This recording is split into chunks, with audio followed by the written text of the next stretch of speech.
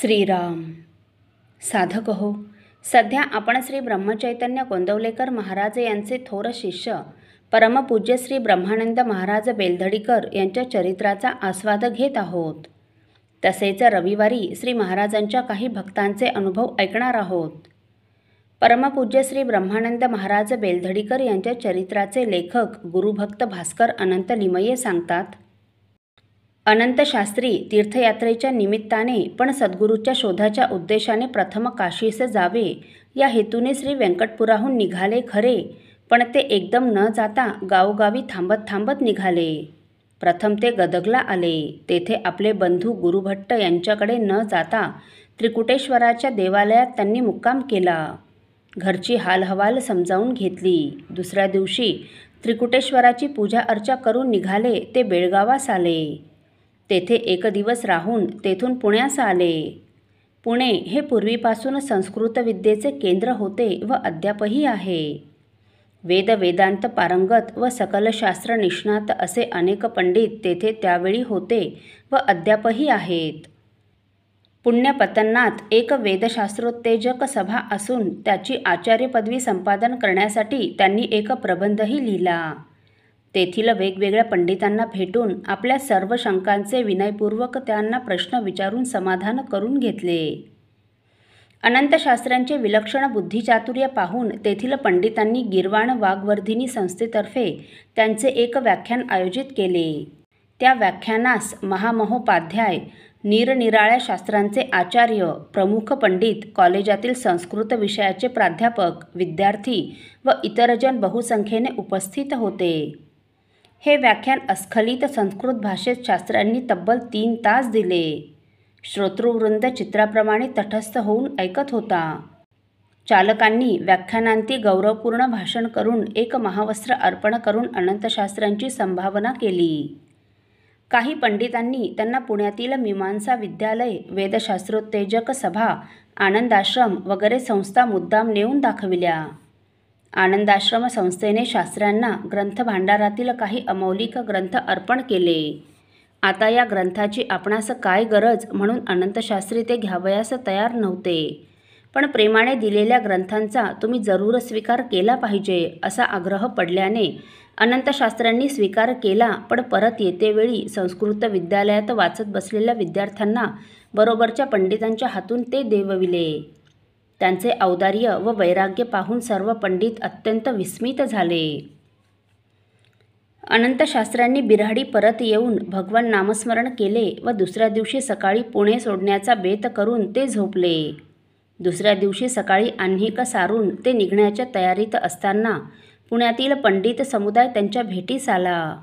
बडोदा नरेशांनी आपल्या गावी एक मोठी विद्वत सभा भरविण्याचे ठरविले आहे. आम्हा सर्वांना आमंत्रण आले आहे. आमच्याबरोबर तुम्हीही आले पाहिजे अशी त्यांना गळ घातली.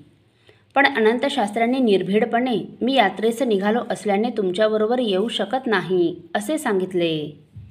तुमच्यासारखे विद्वान जर या सभेस उपस्थित राहणार नसतील तर ती कसली विद्वत सभा, मग आम्हीही जात नाही असा पुण्यातील पंडितांनी हट्ट धरल्याने करुणाशील शास्त्र्यांनी त्यांचा मनोभाव ओळखून अनिर्वाह पक्षी त्यांच्याबरोबर जाण्याची तयारी दर्शविली. त्याच दिवशी सायंकाळी ते त्यांच्याबरोबर रवानाही झाले. तेथील विद्वत सभेत भाग घेण्याची त्यांची इच्छा नव्हती, तरी त्यांना भाग घ्यावा लागला.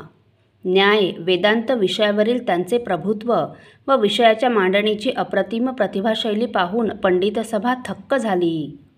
सभेचे कामकाज देववाणीतच म्हणजे संस्कृत भाषेतच चालत असल्याने अनंतशास्त्र्यांची अस्खलित संस्कृतवाणी ऐकून बडोदा नरेश तर भारावून गेले.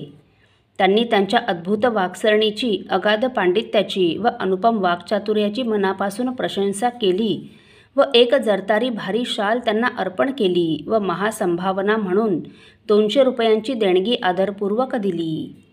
शिवाय राजवाड्यापर्यंत येऊन आपली पायधूळ माझ्या राजभवनात झाडून मला पुनीत करावे अशी नम्र विनंती करून त्यांना पुष्पगुच्छ व हार अर्पण करून वंदन केले.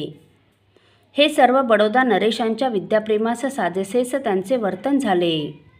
नरेशांचा तो विनय पाहून अनंतशास्त्र्यांनी आपल्यातील विद्याप्रेम पाहून मला परमसंतोष झाला. हल्लीच्या काळात विद्वज्जनांचा पुरस्कार करणारे राजे फार क्वचित आढळतात.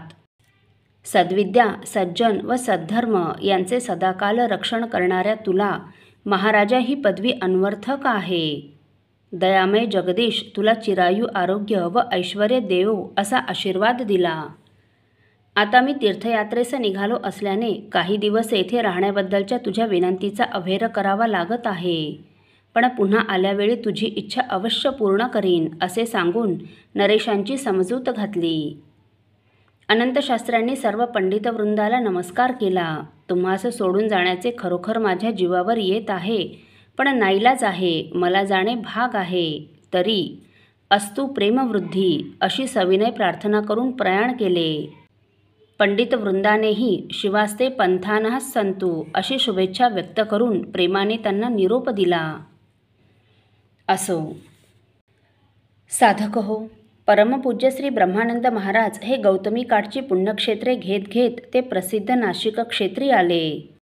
श्री रामचंद्रांच्या पदधुलीने पवित्र झालेल्या या स्थळी श्री समर्थ रामदासांनी 12 वर्षे अविच्छिन्न तपश्चर्या केली होती. इतकी खडतर तपश्चर्या केली होती की श्री रामचंद्र प्रभूंनी त्यांना प्रत्यक्ष दर्शन दिले. अशा परमपवित्र व रमणीय स्थानी वास करण्याचा एकांतप्रिय परमपूज्य श्री ब्रह्मानंद महाराजांनी निश्चय केला. त्यांचा हा सद्गुरू शोधाचा प्रवास आपण पुढील भागात बघणार आहोत. श्रीराम समर्थ.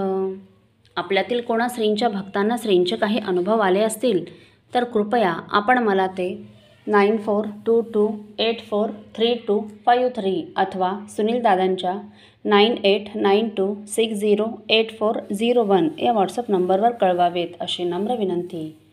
श्रीराम समर्थ.